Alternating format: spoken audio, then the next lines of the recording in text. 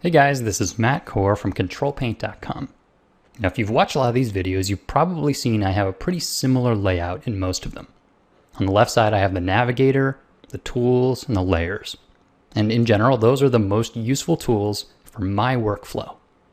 Well, what I haven't really shown is that I use other layouts for different types of tasks. So while this is my standard layout, let's say I wanted to do some industrial design sketching.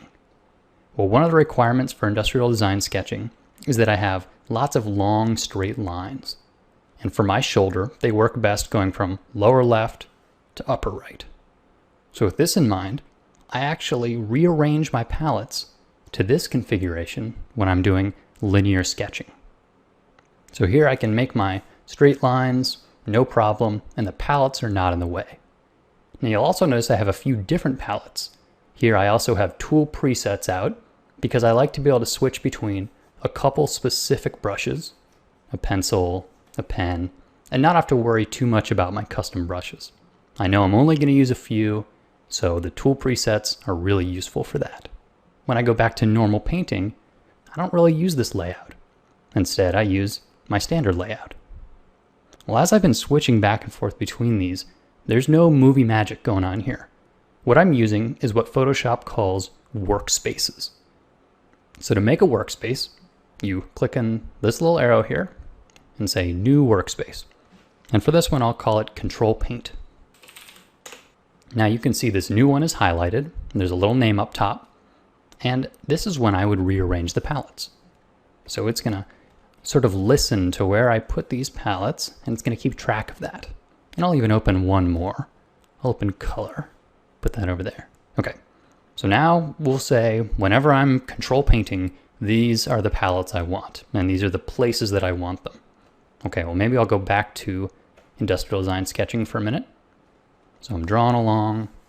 Okay, now I want to go back to the Ctrl+Paint layout, or workspace as Photoshop calls it. So I click this button, and there we are. It's remembered them. Now maybe as I'm working I realize, oh, I really don't like the color here. I'd want it down here. No problem. I don't need to resave this now. It is always going to remember the last state. So if I go to my sketching once again, I'm working along, go back to Ctrl+Paint, and you can see here the color is where I last left it. So if you've been watching Ctrl+Paint long, you know that I am big on efficiency and I'm big on user interface. I don't want the computer getting in my way. And I'm actually relatively new to these workspaces, but they are really, really useful.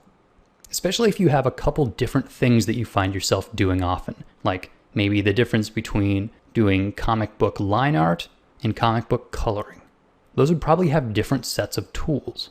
So for that, you would maybe have a coloring and line art workspace. And then when you switch tasks, you would simply switch workspaces and you'd be ready to go. Wouldn't waste time. It's just all laid out for you. It's kind of like setting up your physical desk, but in an instant.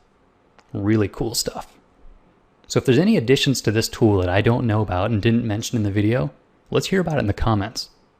So have fun painting. Thanks for coming to Ctrl+Paint, guys.